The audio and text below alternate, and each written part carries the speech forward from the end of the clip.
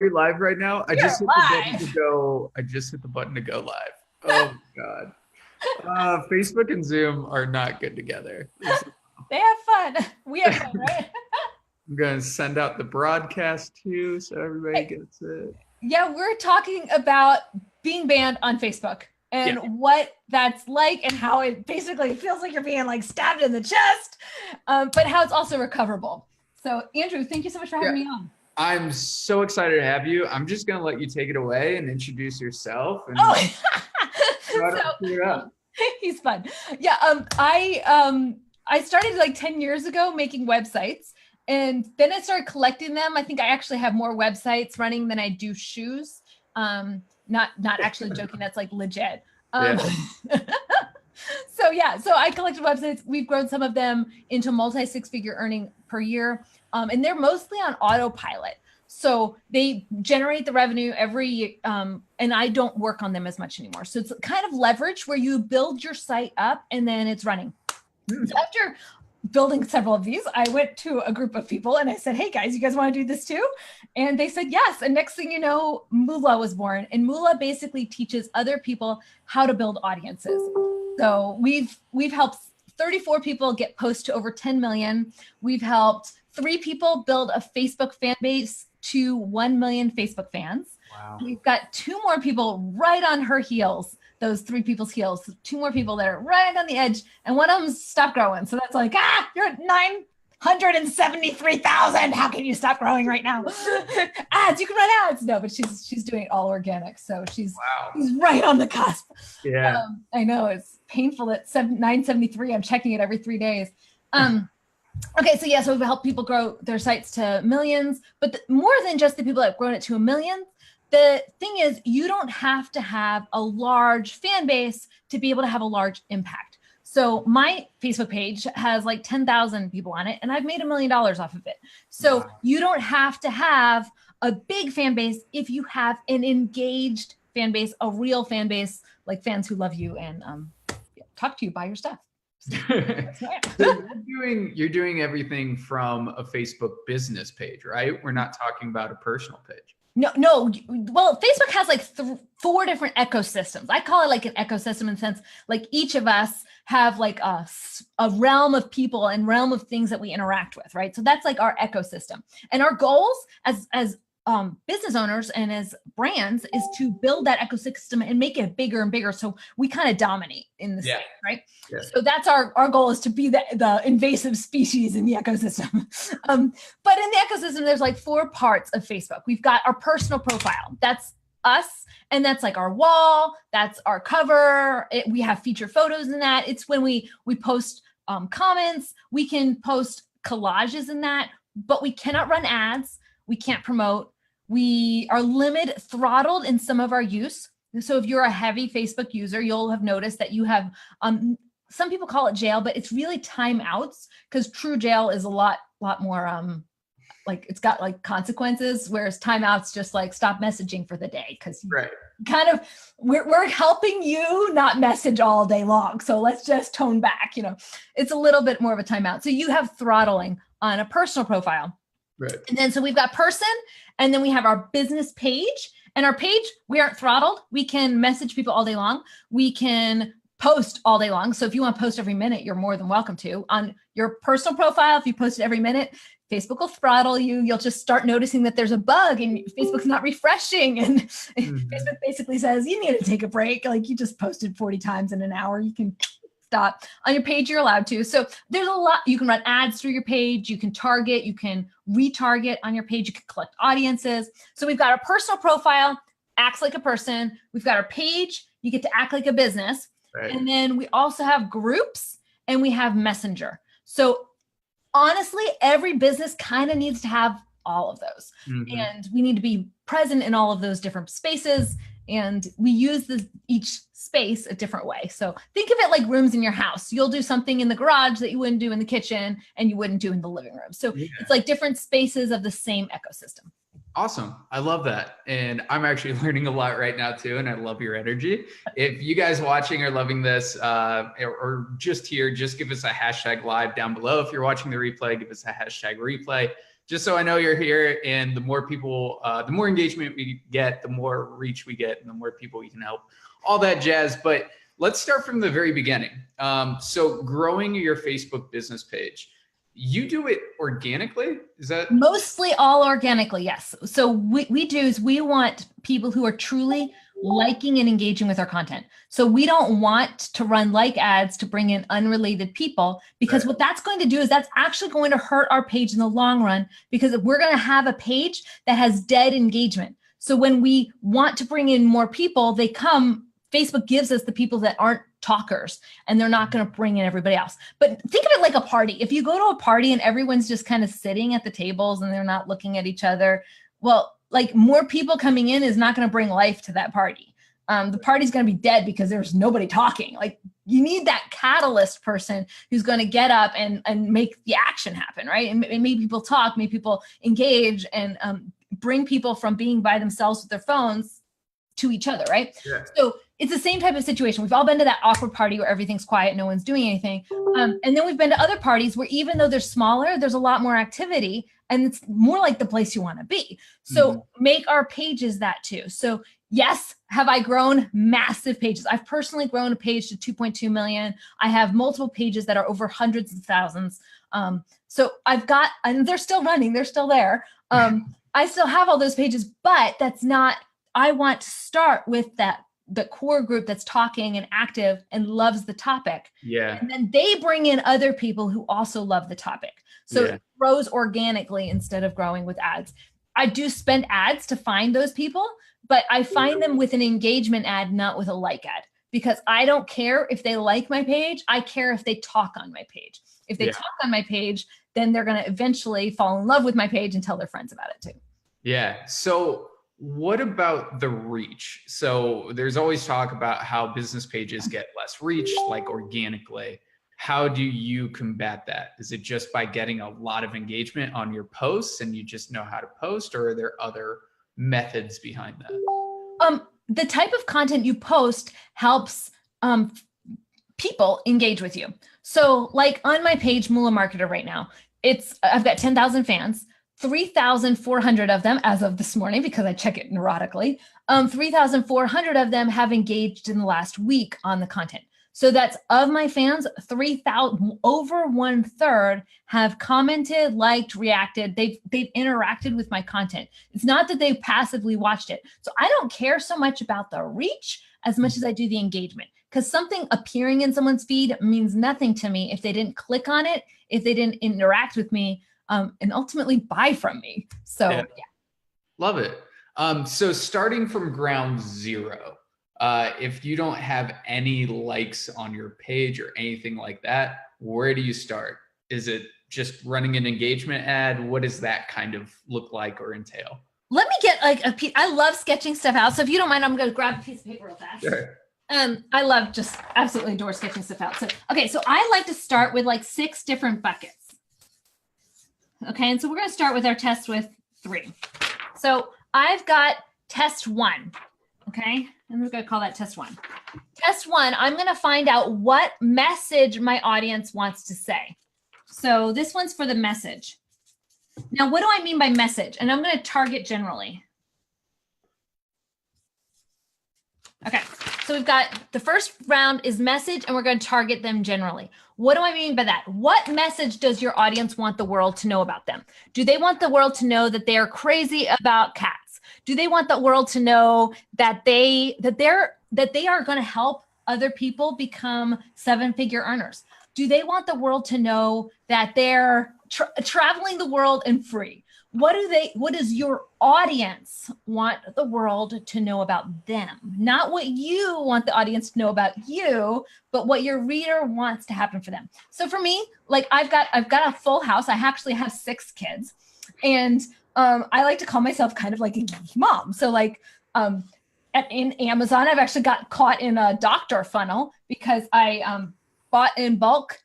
It was an impulse buy, but like only a geeky mom would buy this as an impulse buy. They're brain Post-it notes. So like the inside of your ear, and like there's like body parts, like the actual, like here's your liver and all the different parts of the liver and the shunts and stuff. I'm like, that's so cool. By 40. So nobody buys 40 of those unless you're a geeky mom. Okay. And who's got like kids that like, you thought, oh, I could like give this out so like the kids for school and then be like, make them weird or something. I don't know what I was thinking. Yeah. So if you're a geeky mom, or you're a doctor, right? So you want to do a doctor who is handing out, here's liver, and you're going to circle the Post-it note with the diagram of where the shunt's going in on the ducts or whatever it is that fit the liver. Okay. I don't know any of the stuff. I just have the Post-it notes. So anyway, so those are the two people that would tend to buy that. So you need to think for your content, what does my content say that's going to bring someone in that's going to engage with this? So if you sell a pack of 40 of those types of Post-it notes, you're probably more than even the geeky mom. You're saying, I'm a doctor who cares about my patients and what wants to be able to make an easy way to identify where the tumor is in someone's brain using these Post-it notes. So I'm going to get these in bulk. These Post-it notes, so I can put the notes on this patient's documents so that they can see yada, yada, yada. Okay. So my point is, you think for yourself, what does your content say about your reader? Just like those Post-it notes said, that lady is really weird. She's got organ parts for Post-it notes. That's something weird about me. It could be that I'm a geeky mom, or it could be that I'm saying I'm a doctor. So you want to think of what's that message that you're saying with your content. So it could be geeky mom. It could be I'm a doctor who cares about the liver. It could be, I like weird Post-it notes and I'm gory. I like gory stuff. What is that message? You want to craft that statement that they're saying about themselves. That's test one. Your test number two, let's do a different marker because I like different colors. Test number two. So you've got test number one. We tested it and we found out that for doctors, they want option 2. Okay, well, let's imagine that I wrote nightly. Okay. That was a 3. Yeah. So yeah. Okay, so this is the winner. Let's imagine that that's the winner. So now test number 2, we're going to compare, make sure that test number one worked. So that people really truly do want to be known as a doctor for liver, whatever the phrase is that you're working on with your audience. So test number 1 works, you confirm it. Okay, once you've confirmed it, so now we see, does test number 2 really work? So now we know that really is the message our audience wants to say. Now we say that that message all the time. I love it.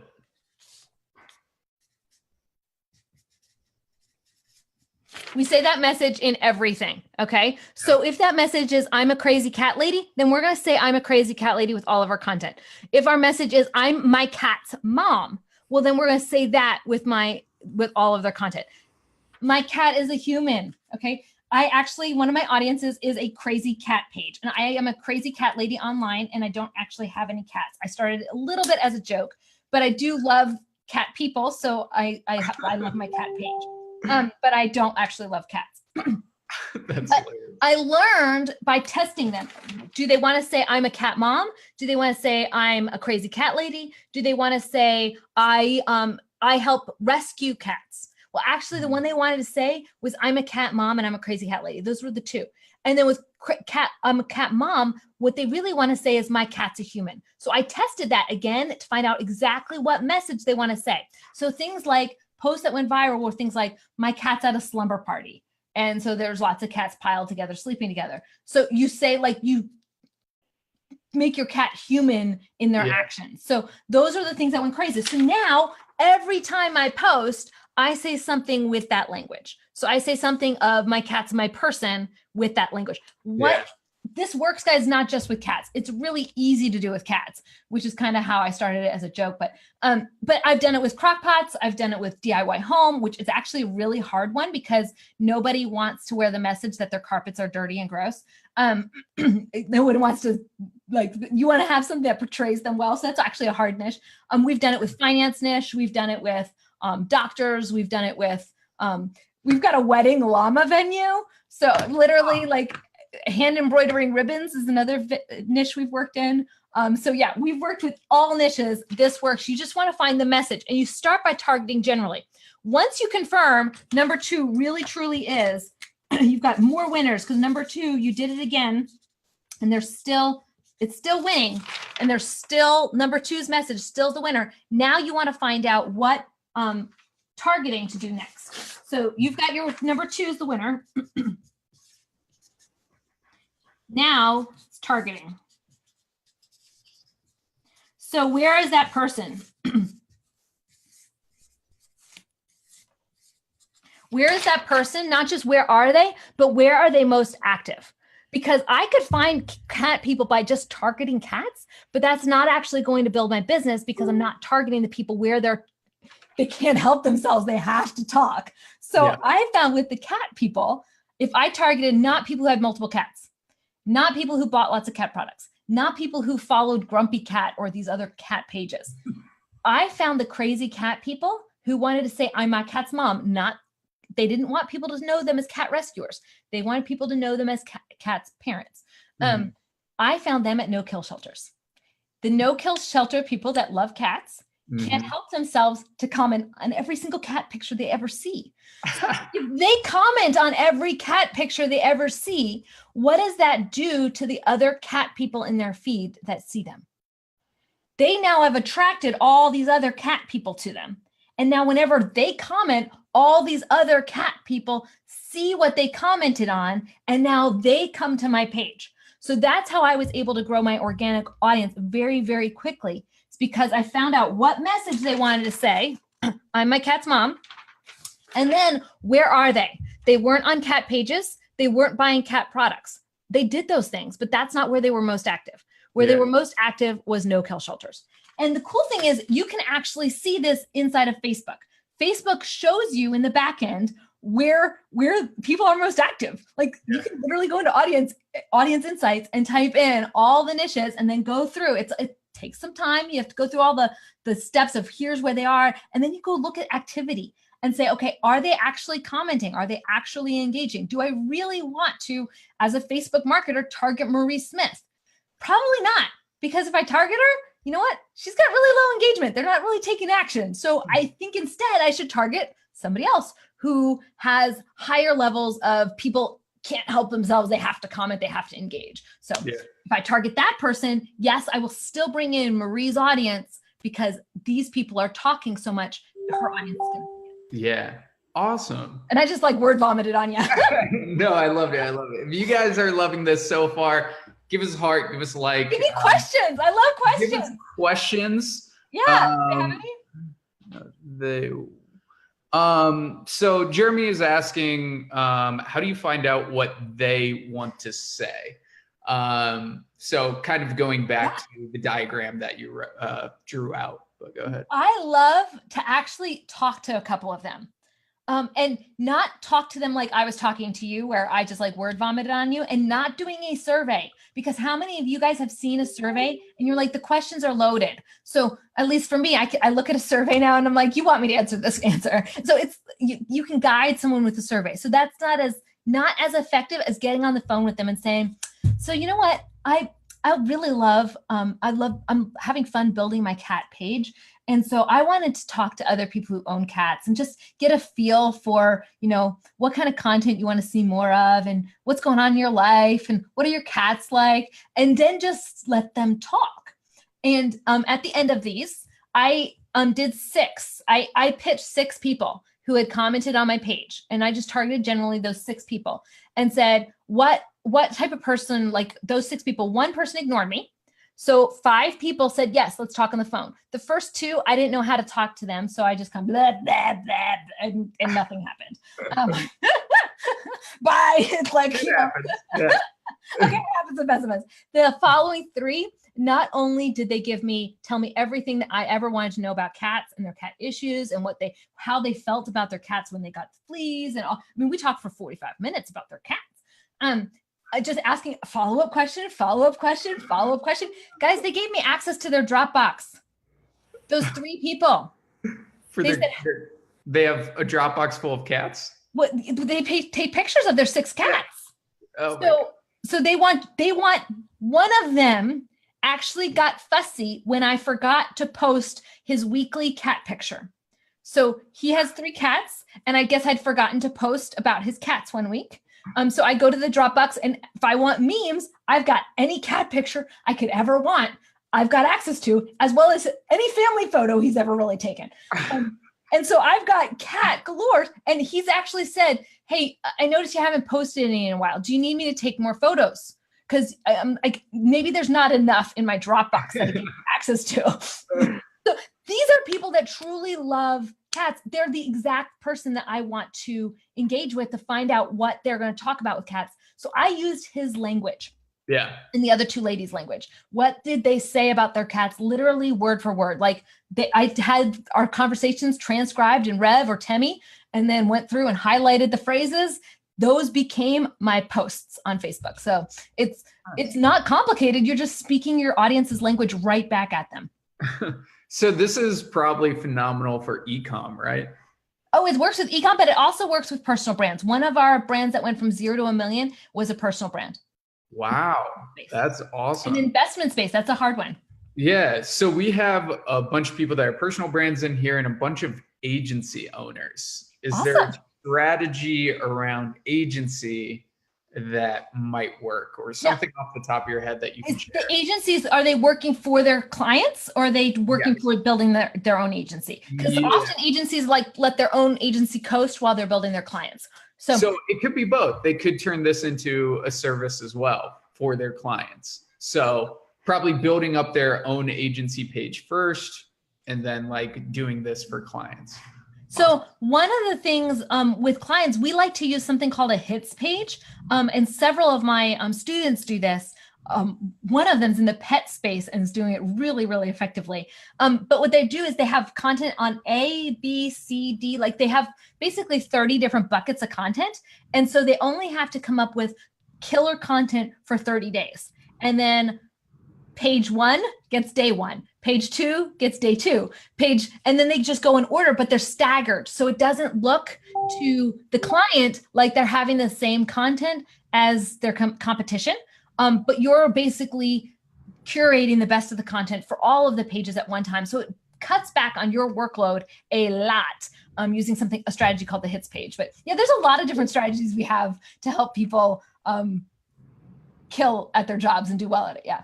Yeah. But you're having me on today to talk about getting banned and the things that get you banned. Talk about that a little bit. Brett is saying that he absolutely loves your enthusiasm, as do I. And Jocelyn, what's up? She says, I know how it feels. My phone is full of cat videos.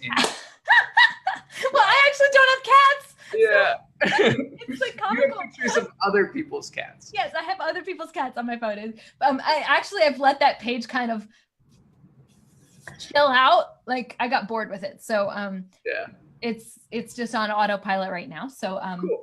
Yeah, it's there. So let's switch it up and let's talk about the Facebook profile ban, all that stuff. You've read over the terms of service 15 times we were talking about before. I've noticed when Facebook makes a change and they don't announce it, I've caught them a couple times you just snuck this in. Oh no. That is why I wanted you here, since I'll call you an expert on the terms of service for Facebook. So let's just get into it. Why are some profiles getting shut down? What can people do to protect themselves? There's a lot of different things that can cause a profile to get shut down. You could have fraud on your account. So this could be somebody committed fraud in your name by accident. We've had where people have been hacked, where their credit cards have had fraud on them and they're connected. So it could be not you. It could be that you're reported, right? So that's something that somebody else does to you. I had people report me en masse once. Please, guys, everybody that's listening, if you have those scammy people that say they want to buy your site, don't engage with them. If they really wanted to buy your site, they'd reach out to you in a formal way and not in a Facebook message. But it was late at night, or I don't know, maybe I had too much to drink or something. I don't know. Next thing you know, I'm talking to Victor, who wants to buy my site, saying, well, how much you going to pay for it? $2,000 for, I make $7,000 on that website alone just for my Facebook page a month. So no, I'm not going to sell it to you for $2,000. No. And so anyways, after I said I was engaging with Victor, the next morning I woke up and my personal profile was blocked for a little bit and I had to prove everything because I was reported for spamming and harassing by all these people in the Ukraine. Happened to be where Victor was from. Anyways, my point is that crap happens, okay? And how can you prevent that kind of crap? Don't engage with skeezy people. If skeezy people, like, be fast to block, fast to ban, just and do it with a smile. And if something doesn't feel right, just walk away from it. Don't continue. I don't know what I was thinking talking to Victor. Okay. But anyway, so other than those kind of circumstances that are kind of outside of our control a little bit, I could have controlled Victor, but I wasn't paying attention. Don't be a spammer. And don't be authentic to who you are. Be trustworthy, be authentic. So what does that look like in our feed? A lot of times we don't even mean to necessarily, but we might be spamming on our personal profiles. If we invite people to a group, lots of people in a day, that's seen as spamming. If we message people, a big group of people, and we say, hey, I've got lip sense. I actually buy lip sense, so that's why I thought of it. And I buy it from a girl who mentions it on her personal profile. So I know she's breaking terms, but she's in my neighborhood and I still buy the lipstick from her. So anyways, she goes on her lipstick group and she makes this giant thread of like everybody she knows in a message and says, hey guys, I'm having lip sense for sale. And I promptly leave the conversation and I buy a lipstick from her, right? Okay, but at the same time, that's what Facebook wants to cut down on. So those people who make those group message chats that everyone leaves, that's a big sign to Facebook. This person's spamming. Okay. If you have friend requests and they're ignored or they're denied, and you did a lot of those all at once, that's another sign of being spammy. So that's not going to get you necessarily banned, but it's going to get you put a flag on your account. So if you do those things and then say you put up a profile funnel. Now, profile funnels are not necessarily bad. We can use profile funnels for good, right? We can use profile funnels to say, hey, wish me a happy birthday. We can do profile frames for different things, causes we care about. The problem is when we are selling our own services or we're like, there can't be a transaction attached to it. So take yourself off the transaction. And I would even, whatever that links to, doesn't have the transaction in it either. So it's like, well, I'm not selling from me, I'm selling from my website, and I just put my website up there. No, that's seen as because the transaction is going to happen in there. So just be careful of that one. And then if you're seen as spammy, just know if like it's usually a person that actually disables your account. At least it has been in the past. You get a flag in the system, but then a person looks at it and glances over your feed and says, yes, this person's spamming. No, this person isn't spamming. So if a person looks at you and kind of feels like it's overproduced, then they're going to feel like they're being sold to. So I've even seen some people who've had their profiles disabled who were not selling directly in their funnel, but it looked too polished. It looked salesy. So the radars went up that this is someone using their profile for promotion instead of using it for connection. So use your profile to connect with other people. So so just tone it down just a little bit if you'd like to push that envelope, the edge of that line. Okay. Adding people to groups, unsolicited messages, posted a promotional. The next issue that gets people banned or blocked, disabled on Facebook is being inauthentic. This one's a hard one. This is a really hard one because like I know as a marketer, there's so many times, and as somebody who's built a personal brand, there's so many times when it would be so much easier for me to do these things. And I don't, because they're going to get me in trouble with Facebook and I want to do the right thing. But I've literally said, what if I just hired somebody to sit next to me and get on my phone for me? Like, is that really like, I'd be there. It's kind of like, what if I just had my kids do this while I'm doing something else? Yeah. Facebook can tell if you are on your phone and on the computer, like if someone's using your profile at the same time, they can tell these things. Okay. So what does inauthentic mean? It essentially means pretending to be someone that you're not. So if you're using a bot to do a personal task that you would do yourself, so like identifying friends that don't interact with you so you can unfriend them since you're at your 5,000 limit. And then unfriends them for you. If you're a video on that, oops. Well, it just heads up that could get you in trouble. If you're automatically adding people to the groups and scraping the information off of the group invite questions. That's a personal task thing. And that's something that you're scraping information, you know, the whole Cambridge Analytica stuff and scraping information off of Facebook using a personal profile. Yep. Be careful, because that's kind of a big alarm for Facebook, right? Okay, so pretending to be someone you're not, sharing logins. But what that means is having an assistant sign in as if they're you to manage your group or to answer PMs to you or whatever it is. If someone signs in as if they're you, that's also a breaking terms of service. If you're using a fake name or you have multiple profiles, that's inauthentic to you, because you should really just have one person, right? Mm-hmm. So you're not going to have Andrew, the social man, and then Andrew with your last name. You're going to have one you, right? So it's the same thing here. And so fake names, sharing logins, saying you live in one place and you don't live in that place. So like we've seen this with international people that have had their accounts disabled the most. So they'll say, well, I was disabled, and I'll look at their account. I was like, well, I see, or I'll look at the history. I was like, well, it's you're from a different country and you're saying you live in Chicago. Have you ever been to Chicago? Mm-hmm. So you've never been to Chicago. Your account's never logged in Chicago. Facebook kind of knows this. And the fact that you say you're in Chicago and you're not, well, it's an alarm to Facebook. And so now they're going to look into your account more. And if they find anything else, you're probably going to get your account disabled. So just be true to who you are. So if you're a digital nomad, just make sure that the place you say you're from, that you go to there, you know, every now and then and sign in on your Facebook. Okay. They know, Facebook knows where we are. So it tracks our movements from place to place. So they know that you've interacted there if you're, but you don't want to say live in Malaysia and say that you're in Chicago if you've never left Malaysia. Sure. So and then using bots. So that's essentially, those are the two big ones that we bring on ourselves to cause our accounts to be disabled. Cool. That was really, really freaking helpful. So thank you so much. If you guys have any questions on that or building a business profile or business page or anything like that, drop them down below. I know Rachel would love to answer them. Unless you're flagged a second time, it seems fairly likely. Guy is saying if you're flagged a second time, it seems very likely that you'll go to jail.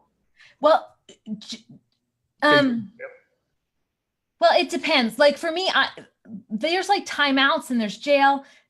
Jail can last for 1 day. Jail can last for 30 days. Yep. So there's a lot of different like levels of slaps on the wrist. For me, I get messenger jail or messenger timeout every time I ever sell my course. So it happens, and I'm not messaging people. It's just, I might get 200 messages, 300 messages in a day, PMs. And Facebook's like, whoop, okay, we're going to pause your messenger so you can't access messenger for the next 24 hours. So it happens almost every time I launch, because I just get so many incoming and outgoing messages that Facebook's like, something's going on in her account. So we're just going to freeze her personal profile on Messenger. So for you, that I consider that to be a timeout. Now, the fact that I get timeout pretty much every 6 months for that means I'm on their radar. So life, I mean, I wish I wasn't, but the fact that I get a lot of timeouts means that I'm probably someone that they're watching. So is that jail? I don't consider it to be jail. It's inconvenient when I'm on launch time, especially because I'm not like initiating these messages. It's just part of what happens when you run a larger business. It happens. And so that's actually during launch week last time, I didn't message out. So even though people were messaging me, I did not respond to them. So it kind of hurt that I wasn't responding to those people, but I knew if I did, then I wouldn't be able to respond when I needed to. And I avoided, so I just had incoming and then never engaged with them. So it was a little frustrating, but yeah. So what if a profile gets shut down? Have you talked to anybody who's gotten it back? Like what are some strategies that will help? You need to apologize to Facebook. And apologize not once, but like 3 or 4 times. So what you need to do if this happens to you, there's a link that you can say, my account's been shut down, my account's been disabled, and I want to appeal that. So you write to Facebook with that link. You can Google it and find it. And then in that link, ask specifically, what did I do to get my accounts disabled? I want to know the specifics of what happened. So you get the right to have that information given to you as to what terms you broke. when you broke, they might give you the first email back, says something to the effect of, you broke our terms of service, so we disabled your account. Then you need to write back and say, I want to know specifically what I did because I am so sorry. I did not mean to do this. I goofed. Like, what was it that was my goof though? Because I want to fix this, that this doesn't happen again. And so I always apologize. I haven't had my account disabled, but I've had clients who've had theirs disabled or have come to me after having it disabled. Apologize in that email and ask for the specifics. And then the second one, apologize, say, I'm not going to do those things again. I will fix those things. Please reinstate my account. So you might need, with the third one, you might need to ask like 3 or 4 or 5 times. Now, if you've had a lot of times of fraud, if you've had a lot of times of multiple abuses, then Facebook has a tendency, they have given longer and longer periods of time before giving it back. So I've known people who it's taken 30 days to get their profiles back because they were, scraping content off of Facebook inappropriately. So that could get you, or promoting, say, fireworks or guns, selling guns on Facebook. That'll get you a bigger ban than you would say, spamming people in group messages. So different bans have different levels of disabling. But in all cases, apologize and ask politely to get back, and ask and continue to ask. Don't when they say this is the final, you can keep asking. There's just continue. Cool. Yeah. Because Facebook will say this is final. You're never getting it back, but keep pushing, keep persisting. Well, just continue to ask politely. So yeah. And that's all through email, right? I do email for when your account's disabled. Yes. Okay, cool. So Tony's asking something. He says, what can you add as your website? What can't you? No headlines and no words that break terms of service. So you can't link to porn, you can't link to guns, you can't link to fireworks, you can't link to, I would suggest any adult content. So your landing page needs to be clean of those topics. Cool. And what about the profile funnel for your group? So Facebook loves Facebook groups. Is it okay to take people from your personal profile to your Facebook group to get more people into your group? I would say yes, but I'm not Facebook. So I'm just a marketer who lives and breathes Facebook, marketing on Facebook. Does that make sense? So I don't want to tell you you're allowed to and then come back. I think that would be okay. But if it looks spammy, okay, because remember, it's just somebody glancing at it. So if it says, my group helps you make money, well, someone might say, wait, what? So making money is one of those red flags. So just be careful, right? Go into the advertiser rules where it says, don't have before and after photos. Don't have advertising that's over delivers or over promises. So if your group funnel, when you go there, doesn't have that splashed on it, you're going to have a more likely chance of having that not be seen as spam. Cool. Love it. Joseph is asking, what is the best way to build a business page for a digital agency? Attracting the people who want to use your services. So for me, I would look for what kind of message they want the world to know about them. Are they great small businesses? Do they love their customers? Are they making an impact or a difference in the world? And say those things with your page. So your page is almost the end state of where they want to be. So what are they aspiring to? That's what your page curates, is that aspiration. Your group curates the journey to that aspiration. And your personal profile is just you, someone that they can trust along that journey. Cool. Love it. Jocelyn is asking, what if you sell adult toys on a Facebook page? I've seen several pages that sell adult toys. Yes, you will get in trouble because it's against terms of service to do adult content. So if you've been to Amazon, I'm sure you've seen some adult content that is not labeled as adult content. Does that make sense? So there's ways you can position your content in a way that is not as an adult product. If you're able to do that, that helps. Another one is to position it inside of a group as a device for families or for intimacy, but in a group setting where it's private, so it's not something that people are seeing on their walls. Because what Facebook's concern is that families and parents, and they're interacting on Facebook, and now they're seeing what's public content given to them that they may not be ready for. So my suggestion, if you're selling adult content, would be to do the top of the funnel. So like one of my students sells fireworks. Okay, so it's legal in the state where he works to sell fireworks, but Facebook doesn't allow you to sell any devices for whatever, incendiaries and all this other stuff. So, which I totally understand. It could be bomb supplies for all Facebook knows. Okay, instead of fireworks people use for July 4th. So what he does is he says he has July 4th party ideas, July 4th, and then collects the people that are interested in July 4th, sends them through email to his fireworks coupon so that they can go to his fireworks stands across the state. Awesome. I love it. That's But he uses July 4th and the parties of July 4th. You don't see fireworks on his page. You don't see fireworks in his landing page. You only get that at the end of his funnel. Cool. I love it. So I don't see any more questions. Oh, Jocelyn. How are they still up with adult content?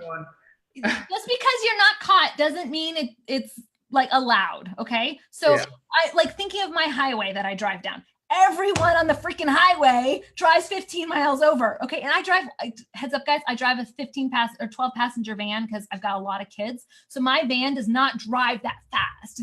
It's a really awesome van, but okay guys, think airport express vehicle, like the ones that does the pickups and the shuttle at the airport. That's what I drive as my vehicle. It doesn't have a lot of pick up and go. Okay. So everyone's driving past me on the highway because this thing doesn't go 85 in a 70 zone. Everyone's driving 85. It doesn't mean my highways in Texas, they're at 70. It doesn't mean that I can legally drive at 85. So everyone's driving 85 doesn't mean that it's allowed. Does that make sense? So even though there are pages that are doing it, read Facebook's terms of service for yourself and then decide what line you want to be on. For me, I want to always be on the line, the inside. I'm a rule follower. I'm going to follow that rule. I'm going to be on this sideline and I'm going to tell you that that's where we're going to stay as much as possible. So yeah. Hello, Ashley. Hello, Dean and Dean. Yeah. What's up, guys? This has been incredible information. And Jodine is saying how many kids are on Facebook. Yeah, most of them are on Snapchat and Instagram now. I totally agree with that. Well, you know what? There's a lot still on Facebook. Yeah, I mean, Facebook is freaking huge. Yeah. But this information has been absolutely incredible, Rachel. I know we don't have too much time left together. So how can people find you? How can people learn from you? All that good stuff. Yeah, I have a Facebook group called Facebook Page Strategies, and we just talk about Facebook funnels and how to drive more traffic to the causes and make an impact using Facebook. So it's there, Facebook Page Strategies. Oops, that's my timer. Oh, and no, we're done. And we're also on Moolah Marketer is my Facebook page. So awesome, yeah, thank you. Guys. If you want to get in Rachel's group, there's so much great information in there. # group down below, and I'll get you over the link to Rachel's group. So just # group, and I'm sure she'll accept you into the group. Yeah, thank you. I appreciate it. No problemo. But Rachel, any last words you want to say to everyone? Anything? Yeah, well, I want people to know that if those 3 people were able to build massive brands, and if those 34 people were able to get a piece of content to 10 million, some of them got 10 million in reach just a couple weeks ago, like 2-3 weeks ago. Wow. If they can do it, you can too. So don't give yourself the excuse of, well, Facebook's dead. It's a pay to play. I can't do, get all of that I can't out of your language and say, how can I do this for me? Because if they can do it, we can do it too. So yeah. I love it. I love it. Rachel, thank you so much for being here. I learned a metric shit ton. And we'll probably have you back sometime. So thank you. And guys, thank you so much for being on live. If you want to join Rachel's group, # group down below. Thanks again. Andrew, you're the best. Have a great day. You're awesome. See ya. Bye.